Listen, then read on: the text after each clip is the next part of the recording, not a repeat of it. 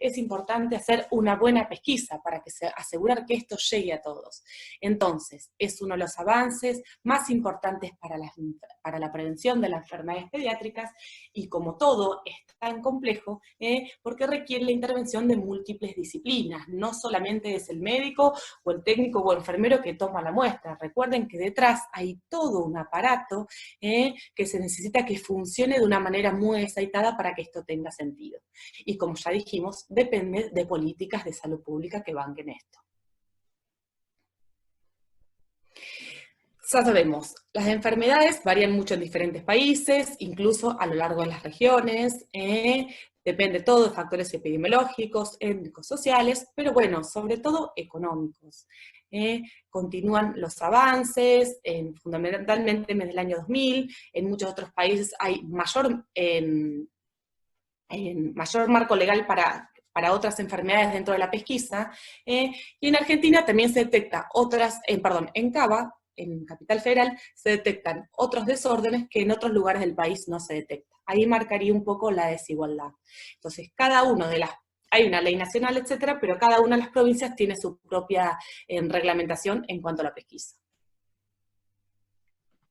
La pesquisa, bueno, tiene toda su historia, es compleja y es linda a la vez. En algún momento, Guthrie lo que detectó por una prueba de inhibición enzimática es lograr detectar la fenilalanina en ese papel de filtro. ¿Sí? Eso es como un hito, porque es sumamente fácil lo que es el transporte, la conservación y la estabilidad de la muestra. Entonces, eso ya marca algo muy importante, que es que sea el transporte fácil y sencillo, y después se fueron ampliando para otras enfermedades. Tusol y colaboradores desarrollaron por un método de radioensayo la detección de T4, que en otros países se detecta T4 en realidad en vez de TSH.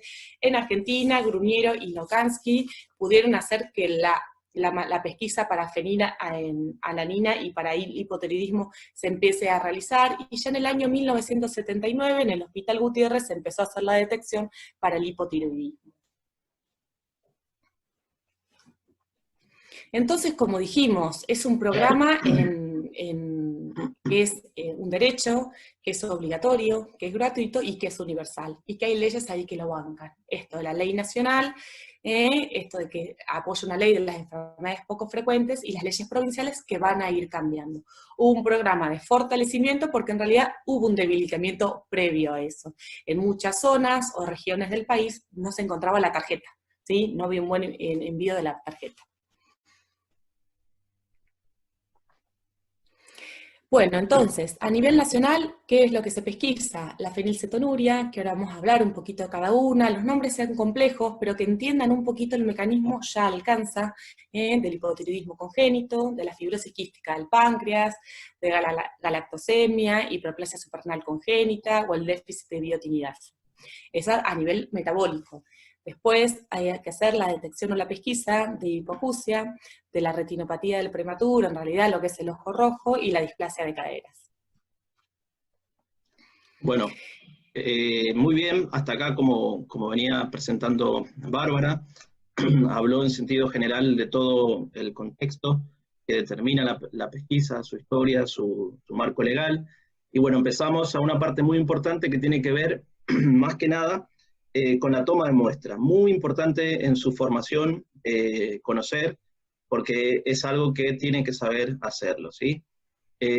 ¿Cuándo se hace esa muestra? Muy importante, a partir de las 48 horas y entre el quinto día de vida, ¿sí?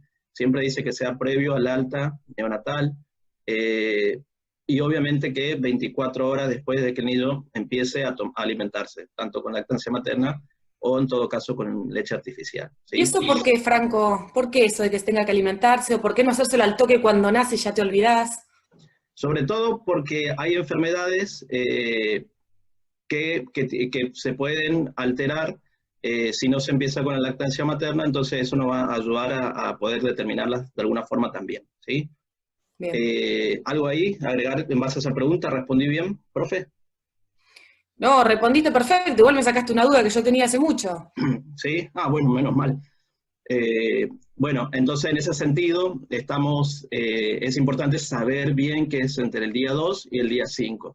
En la bibliografía van a ver que con mucha excepción no tiene buena recomendación, se puede hacer a partir de las 36 horas, pero no es lo más recomendado, ¿sí?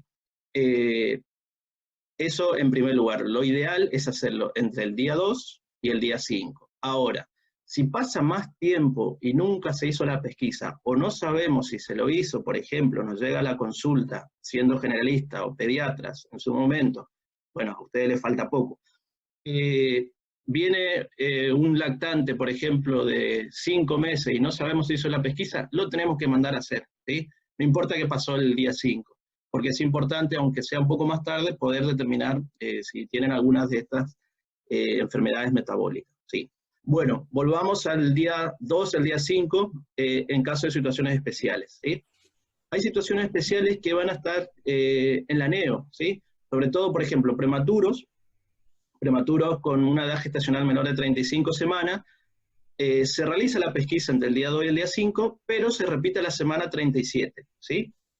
Obviamente que algunos van a esperar un poquito más, un poquito menos, en dependencia de a las cuántas semanas nacieron, ¿sí? Otra de las excepciones muy importantes que hay que saber es también aquellos recién nacidos con bajo peso.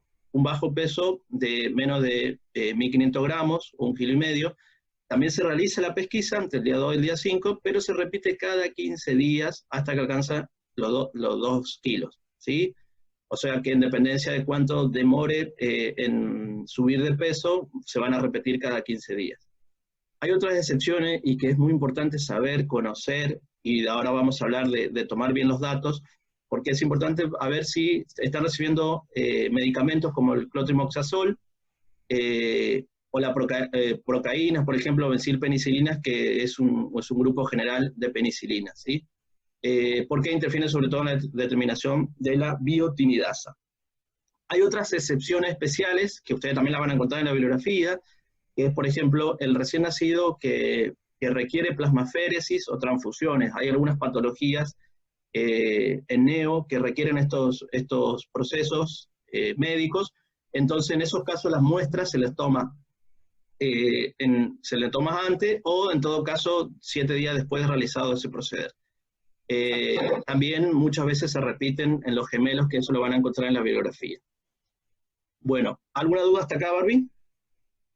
No, perfecto. Lo de la técnica creo que es más gráfico que otra cosa.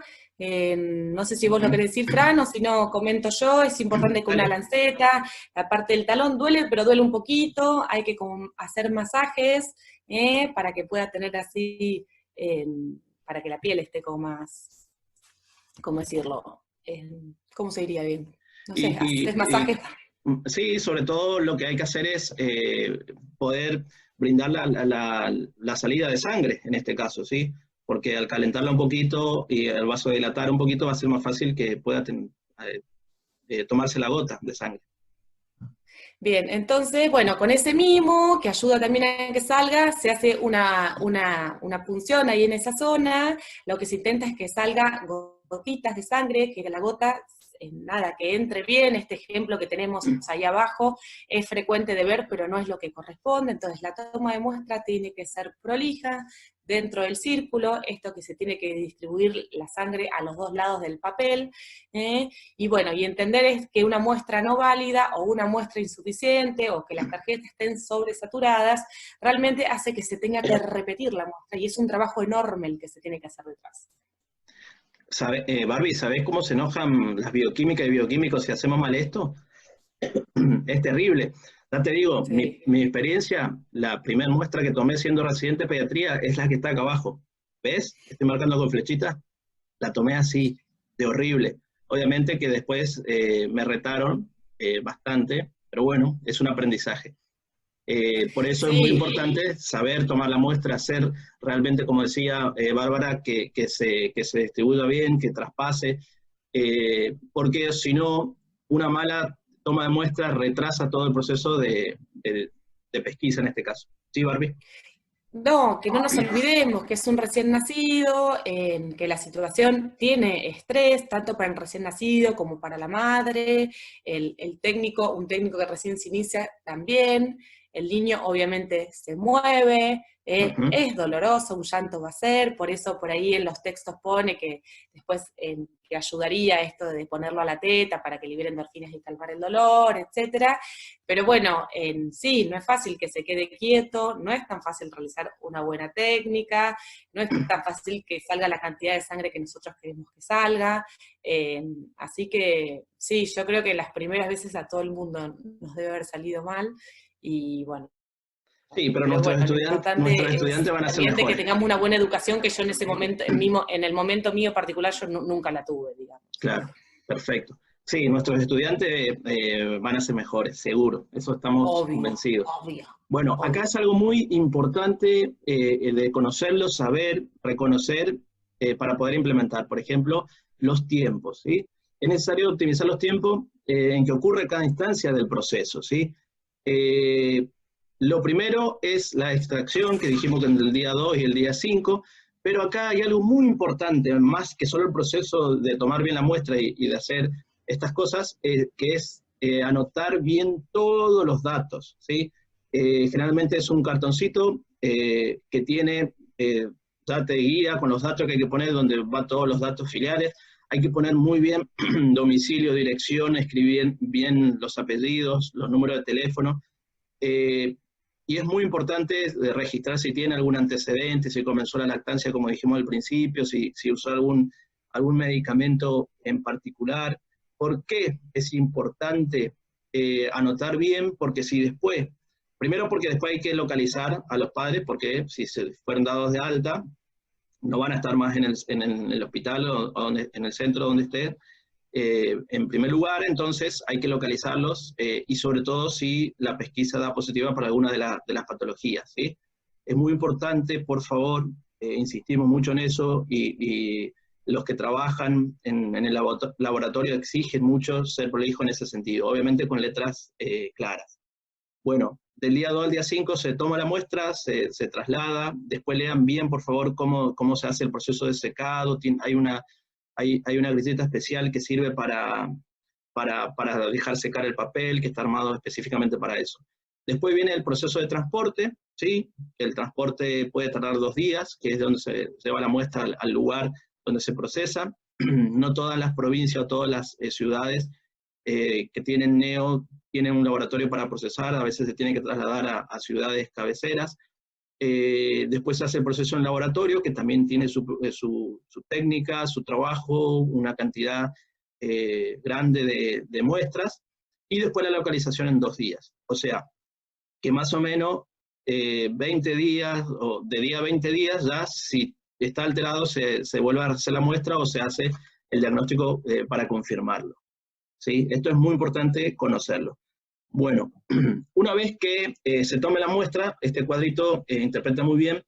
Primero está el proceso de muestra en el papel de filtro. Si el resultado es menos del valor límite para cada una de todas las patologías que mencionó Bárbara al principio, está normal, ¿sí? O sea, es negativa y nos podemos quedar tranquilos por lo menos para las pesquisas metabólicas. Después siguen otras pesquisas para la edad, pero eso lo vamos a ver en clases posteriores. Si ese resultado está igual, un poquito superior al valor límite, es dudoso. ¿Qué se hace? Repetir la muestra. Si dan menos del valor límite, listo, descartamos, normal. Si dan más, directamente pasamos a la prueba diagnóstica confirmatoria. Si la muestra es inadecuada, o sea, por alguna de las características que les mencionamos al principio, nueva muestra. Imagínense que si nosotros hacemos mal alguno de los pasos que dijimos al principio, o anotamos mal los datos, o tomamos mal la muestra, o hacemos cualquier cosa, una muestra inadecuada, retrasamos esos 10 días, perdemos, y hay patologías que se pueden expresar antes y pueden ser muy graves para los recién nacidos, ¿sí? Ni hablar, ni Sí, hablar. bueno.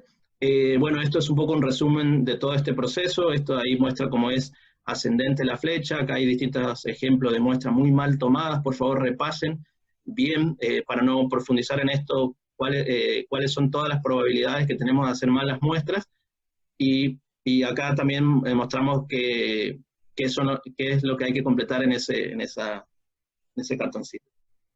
En el día de ayer tuvimos acceso, bueno, al foro, y una de las compañeras hizo un comentario, me pareció sumamente acertado, y es con el tema de la letra, ¿sí? La letra y los médicos, la escritura, o de estar apurado. Sí. Y bueno, por un detalle tan pequeño, ¿en cuánto se gasta? ¿Sí? ¿Cuánto se gasta en salud y en recursos de salud? Totalmente. Igual les decimos que ser médica o médico no es excusa para tener letra fea, ¿eh? Hay médicas y médicos que tienen letras Contrario. muy, pero muy lindas, ¿sí? Así que es muy importante que sea legible siempre porque para dar, si damos alguna indicación o algo a las personas, se tiene que entender, ¿sí? Bueno, o sea que esa muestra no tiene que ser menos de 36 horas de nacido, que el bebé o el recién nacido esté recibiendo alimentación durante 24 horas previas, como dijimos. Es muy importante el peso de nacimiento para tener en cuenta las excepciones, la edad gestacional y medicamentos que recibe, ¿sí? Un poco más de todo lo que venimos hablando. Siempre un bebé con pesquisa neonatal positiva es un niño de riesgo, ¿sí? Y ahí vemos a un médico que está ocultando un gran corazón, ¿sí? Bien, esa imagen es de Bansky, un artista callejero en inglés, que es muy, Hermoso. muy lindo todo lo que él hace, si algún día lo quieren buscar. Bansky. Bansky, bueno, gracias, Barbie. Bansky. Siempre se debe localizar al recién nacido, a la familia, de forma urgente y evaluarse clínicamente, ¿sí? A fin de descartar o confirmar la patología en sospecha. Toda muestra precoz debe repetirse, ¿sí? Es muy importante relacionar todo este proceso con los criterios Fermi-Carlson que tanto insistimos nosotros. Ustedes se van a dar cuenta que durante todo el proceso de tamizaje y ciencias del diagnóstico, vamos a repetir, vamos a nombrar muchos de los contenidos vistos en las primeras clases. Niveles de prevención, con todos sus niveles, primaria, secundaria, terciaria y cuaternaria. Recuerden que siempre pesquisa están en el secundario, en prevención secundaria. Y los criterios Fleming-Carlson, que son muy importantes. Siempre el mejor ejemplo para aplicar criterios Fleming-Carlson es pesquisa metabólica, ¿sí? Bueno, acá, no sé si Barbie querés explicar la importancia del rol del pediatra en Sí, este... rol del pediatra, del médico de familia generalista, digamos, ahí entra para todos, digamos. Es importante que los padres, primero que conozcan de qué se trata de esto, muchos no tienen absolutamente ni idea, cuando un bebé nace hay como mucha información por todos lados, entre la vacuna, el documento, etcétera, el certificado de nacimiento, el de parto, viste, ya no sabés qué hacer, pero bueno, debe estar informado, ¿sí? Sí. Conocer las enfermedades que se detectan, no someramente entender, por eso es importante un vínculo de confianza con la familia, y comunicarse con los responsables de los programas si es que hubiera algún problema, ¿sí? Es responsabilidad del médico, ante un resultado dudoso o ante un resultado positivo, implementar el camino diagnóstico. No es que si da dudoso ya no hago nada, o si da diagnóstico lo derivo. Digamos, el camino para el diagnóstico el médico lo tiene que realizar, y en ese momento, si tenemos así la desgracia de que no salgan las cosas bien, son enfermedades crónicas que son de por vida, que obviamente el acompañamiento del médico a la familia es sumamente importante. Es más, cambiaría el pronóstico de la enfermedad si los padres se sienten apoyados. Entonces es importante también esto de ser nexo entre las familias y los centros terapéuticos de referencia. Totalmente, excelente.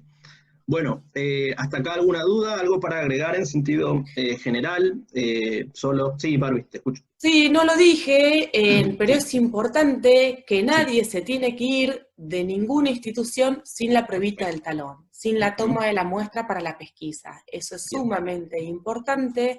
En algunos centros privados igualmente te dan la orden para que lo hagas en un laboratorio.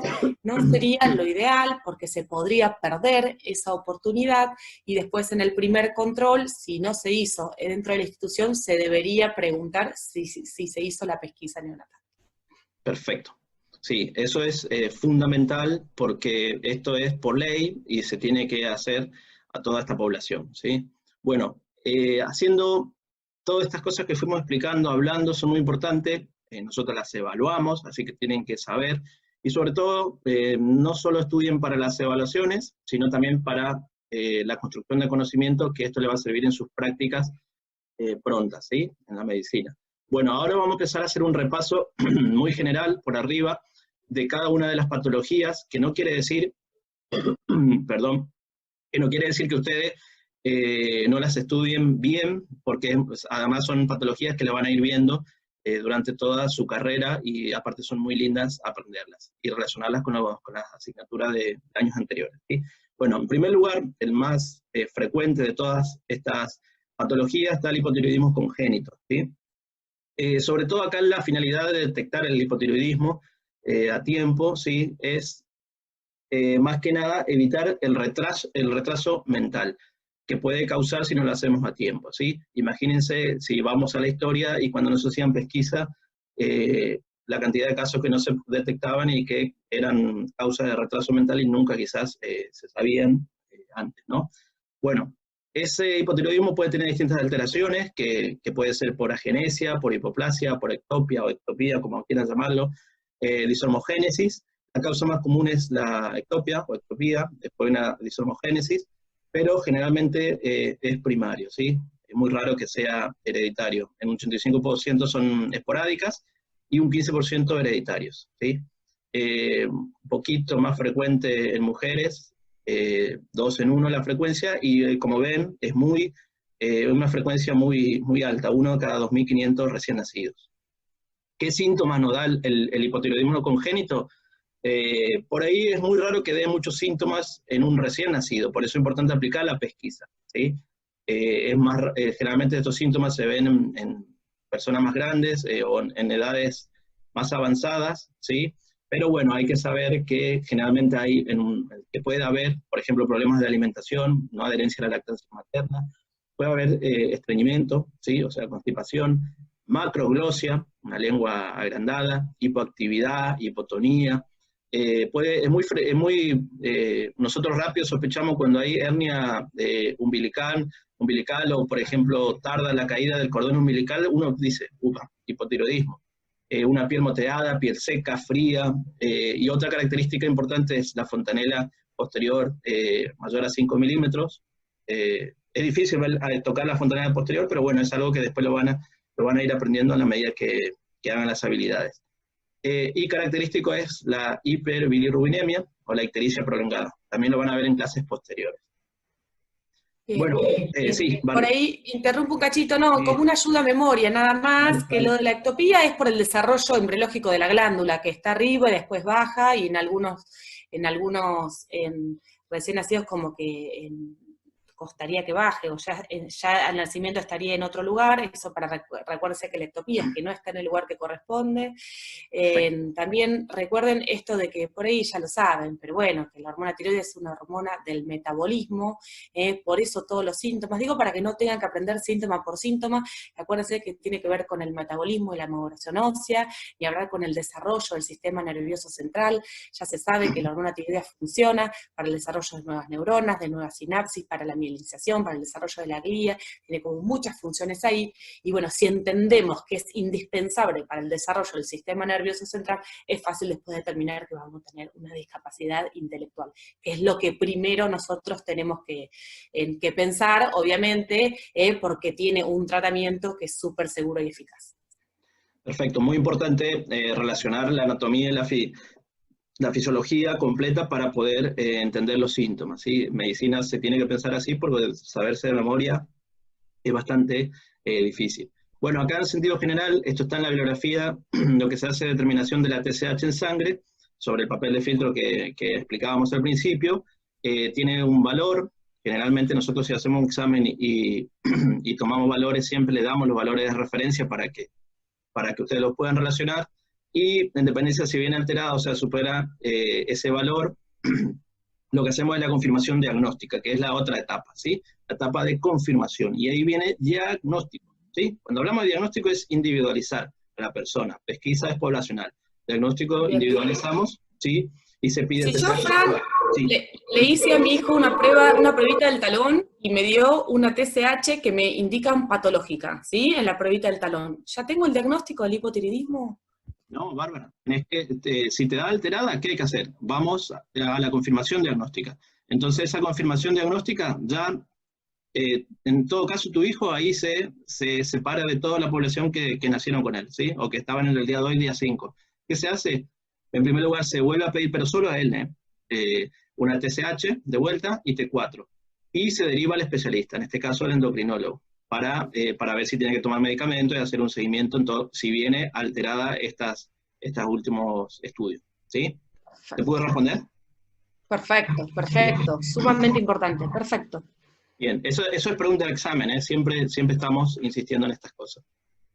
Bueno, otra de las patologías también bastante frecuentes teniendo en cuenta las metabolopatías o las enfermedades metabólicas que estamos hablando, es la fibrosis quística del páncreas. La fibrosis quística del páncreas es una enfermedad autosómica recesiva, también multisistémica, porque afecta a múltiples órganos, que afecta sobre todo genéticamente, ¿sí? Bueno, ahí nos explica que el gen más frecuentemente afectado es la mutación del delta F508, el que quiere aprenderlo es muy bueno saberlo, y provoca distintas alteraciones, sobre todo en el transporte del cloro y secundario el sodio. ¿A qué conlleva esto? A insuficiencia pancreática exógena y posteriormente endógena, ¿sí? Con síndrome mal absortivo, ¿sí? Hay una mala absorción intestinal que después van a afectar en múltiples otras patologías secundarias a esto, infecciones respiratorias crónicas y una elevada concentración de cloruro de sodio en el sudor. Afecta sobre todo pulmón, con enfermedades obstructivas crónicas a nivel pulmonar, pero puede afectar múltiples órganos en sentido general. Incluso es una causa de diabetes secundaria a patologías muy rara, pero también puede aparecer porque afecta al páncreas, ¿sí? Generalmente también es alta la frecuencia, uno cada 2.500 nacidos, recién nacidos, ¿sí? Así que es muy frecuente. Provoca un moco muy espeso, por eso va afectando sobre todo el pulmón. Por ahí, sí. ahí corrijo un cachito, es Vale. frecuente para lo que estamos hablando, Sí. ¿no? Sí, es frecuente para lo que estamos hablando, pero en la vida cotidiana no es algo frecuente. Totalmente. Los médicos generalistas se encontrarán en casos aislados dentro, son más pacientes que recurren a centros de mayor complejidad, digamos, ¿no? Sí, sí, totalmente. Es frecuente en base a las patologías metabólicas de la pesquisa, no a nivel Bien. poblacional en general, ¿sí? Eso que quede claro y gracias por la corrección, Barbie, que eso es así. Bueno, en el sentido general, ¿qué manifestaciones clínicas va a dar la fibrosis quística del páncreas? También depende de la afectación que ocurra en la enzima, ¿sí? Porque esta afecta a una enzima transportadora de membrana, que es la CFTR, ¿sí? Entonces, en dependencia de cómo afecta esa enzima, va a provocar. Es muy frecuente en el recién nacido, así como pensamos en hernia umbilical o retraso en la caída del cordón umbilical en hipotiroidismo, en la fibrosis quística del páncreas, un recién nacido con hilio meconial, uno dice, pucha, este será una fibrosis quística, y lo pensás y apurás a ver la pesquisa, ¿sí? O sea, el hilio meconial, si nosotros ponemos un caso donde tiramos hilio meconial, ustedes tienen que decir, upa, fibrosis quística, como pensarlo de entrada. También es una causa de ictericia prolongada, síndrome malabsortivo, como decíamos en general. Sí. Aclaro, Fran, hilio meconial es el Sí. meconio, ¿sí? El meconio, que está espeso en ese intestino delgado y que obstruye, ¿sí? Para que entiendan esa palabra. Bien. Después todas las dudas, por ahí hablamos difícil, o hay palabras raras o nuevas, nos pueden preguntar también en los distintos foros, ¿sí? Muy importante las aclaraciones. Bueno, esto es un poco un resumen, perdonen, de lo que es la fibrosis quística del páncreas. Es una enfermedad de evolución progresiva, siempre su pronóstico depende fundamentalmente de la oportunidad del diagnóstico, ¿sí? Existen evidencias de que los niños diagnosticados, niños y niñas, mediante pesquisa neonatal, al nacer y tratados adecuadamente, tienen mejor nutrición y función pulmonar que los diagnósticos por la presencia de síntomas. Acá en este caso, en esta patología, nosotros no vamos a evitar la mortalidad, pero sí vamos a dar una calidad de vida y mejorar la morbilidad en todo caso, porque la tasa de mortalidad en una corta edad de vida es frecuente, ¿no, Barbie? Exacto, exacto. Acá, mientras antes empecemos a actuar, mientras antes demos las enzimas correspondientes y los toiletes respiratorios, cambia el pronóstico de la enfermedad, tal cual. Sí, sí, sí. Sí. Y después generalmente las complicaciones que da es por bacterias oportunistas que afectan ese pulmón dañado, Staphylococcus aureus, Pseudomonas, Proteus, entre otras bacterias que aprovechan esa condición de estas personas. O sea, si diagnosticamos a tiempo, tratamos y hacemos todos los cuidados, le damos calidad de vida a estas niñas y niños, ¿sí? Acá está un ejemplo un poquito de nosotros dando clase, la pantallita. Bueno, ojalá estuviéramos también así. Acá hay unos ejemplos de la desnutrición causada por la fibrosis quística del páncreas. Ven cómo se afecta la piel. Esto en bolsa de tabaco acá se ve algunos ejemplos. Una desnutrición que se puede ver a simple vista, ¿sí? Bueno, pasamos a la otra patología también que tenemos en esta pesquisa metabólica, que es la hiperplasia suprarrenal congénita. También es una enfermedad autosómica recesiva, como la mayoría de las enfermedades que pesquisamos en las pruebas metabólicas, ¿sí? Ya ahí la prevalencia es un poco menos, 1 cada 12.000. A ver, la bibliografía la van a ver distintas prevalencias, ¿sí? Esto es en sentido general, no nos preguntamos de memoria estas cosas, pero bueno, es importante por lo menos conocerlas. ¿Qué causa? Generalmente en un 95%, o sea, una alta probabilidad, es un déficit de una enzima, ¿sí? ¿Qué enzima? La 21-hidroxilasa, que va a provocar en sentido general una disminución de la aldosterona, que tiene múltiples funciones en el organismo, y también puede provocar disminución del cortisol. Muy importante. Esas disminuciones generales de esto va a provocar que por feedback se va a aumentar la ACTH, ¿sí? Y generalmente va a provocar la hiperplasia suprarrenal. ¿Qué vamos a encontrar nosotros? Es un exceso de 17-hidroxiprogesterona y androstenediona, ¿sí? Eso es lo que vamos a encontrar generalmente cuando hacemos la pesquisa. Es muy importante y conocer las formas clínicas. Si querés que expliquemos esto juntos, Barbie, las formas clínicas que incluso en uno de los casos estaba.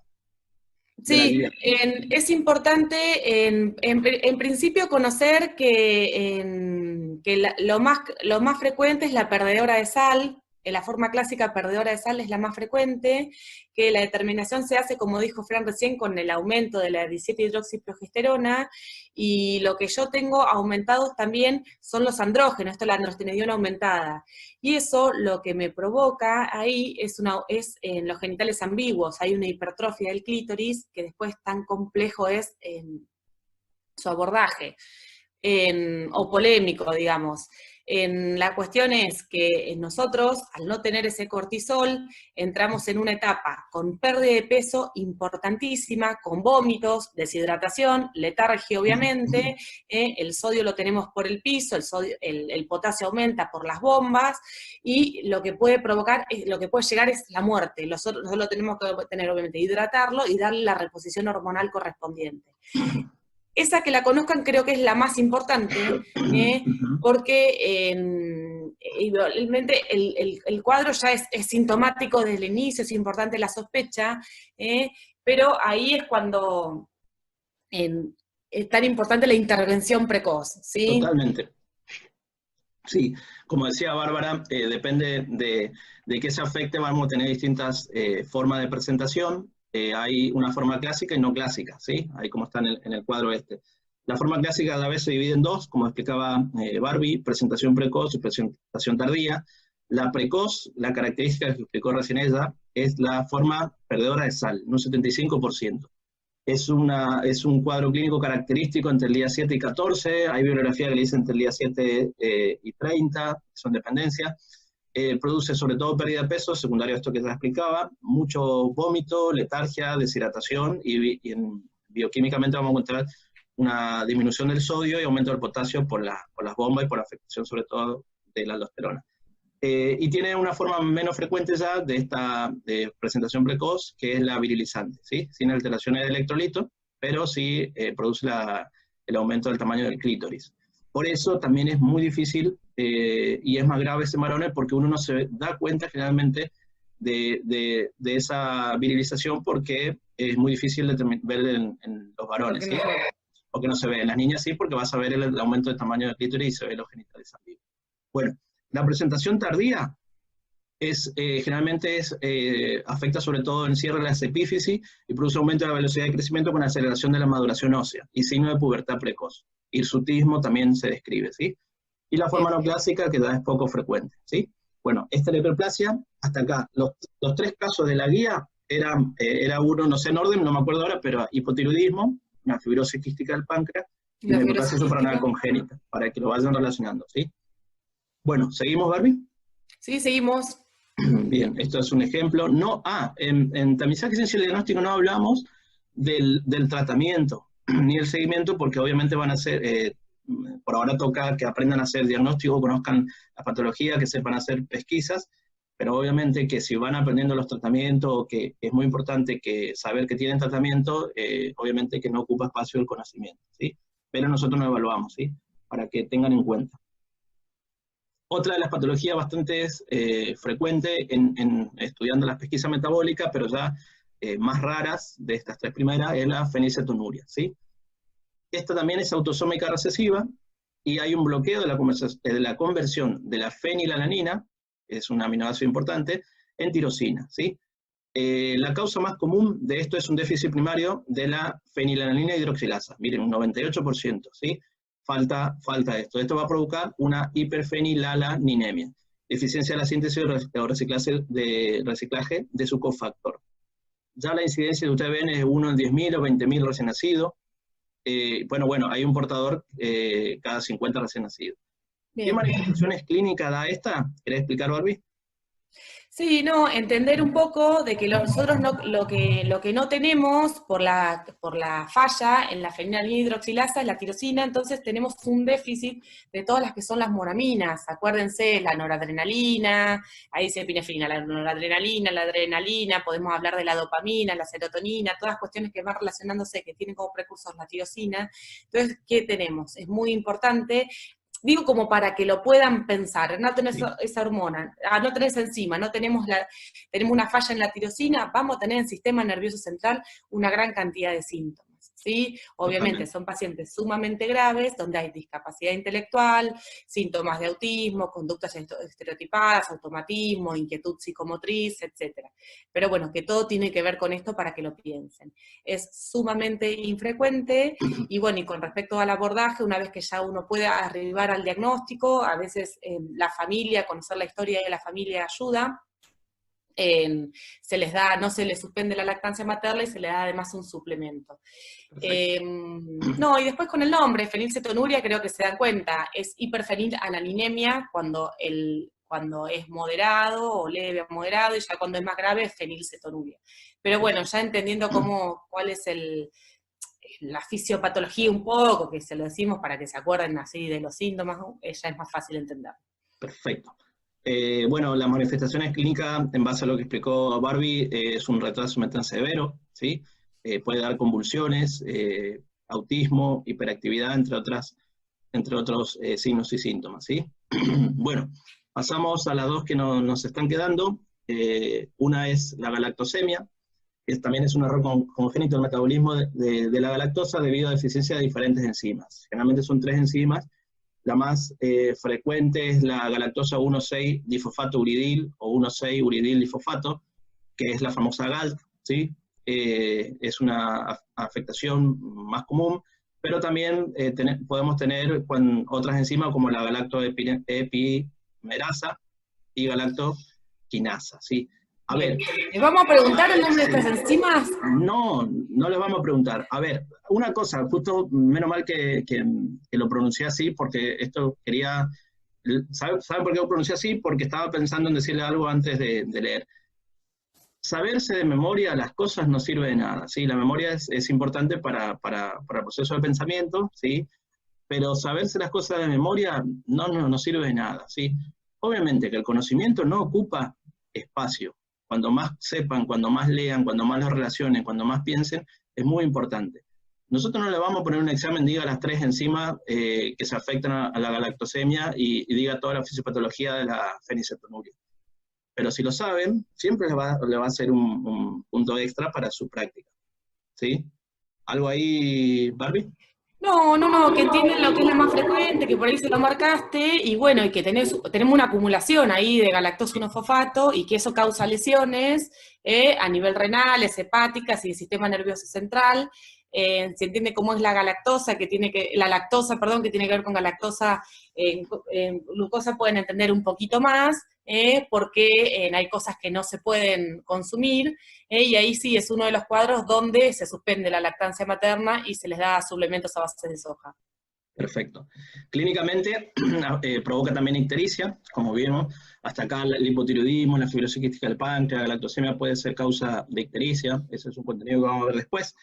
Puede dar vómitos, hepatomegalia, o sea, afecta al hígado. Hepatomegalia es un aumento del tamaño del hígado, coagulopatías, letargia, sepsis, y puede dar alteraciones o enfermedades neurodegenerativas, ¿sí? La galactosemia, 3 enzimas. Bueno, vamos a una de las últimas patologías, rarísimas también, la deficiencia de biotinidasa, ¿sí? Es también autosómica recesiva, como vieron, y la biotinidasa es una enzima encargada de la recuperación de la biotina, ¿sí? La biotina es un cofactor que sirve para muchos procesos, sobre todo a nivel de carboxilasas, que se encuentran en las mitocondrias del organismo.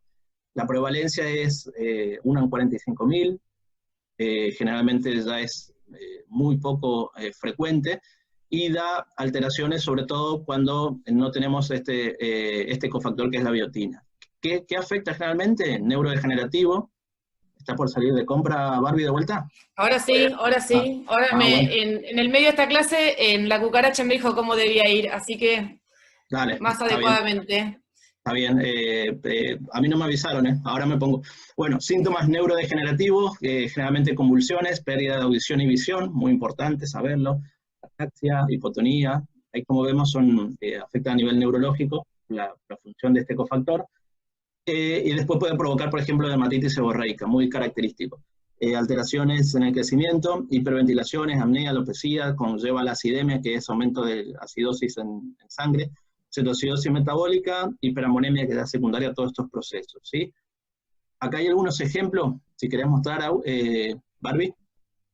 Sí, ahí podemos ver la cuestión así más desde la piel. Acuérdense esto de que todos son neurocutáneos porque tiene que ver con el ectodermo, y ahí se ven las lesiones que son típicas, esto, la alopecia o las dermatitis que se pueden ver en la lesión ahí que se ve más que nada en el cuello y en la parte del mentón, pero bueno, todo acompañado de la discapacidad intelectual y de las convulsiones. El cuadro es sumamente infrecuente, bueno, y grave.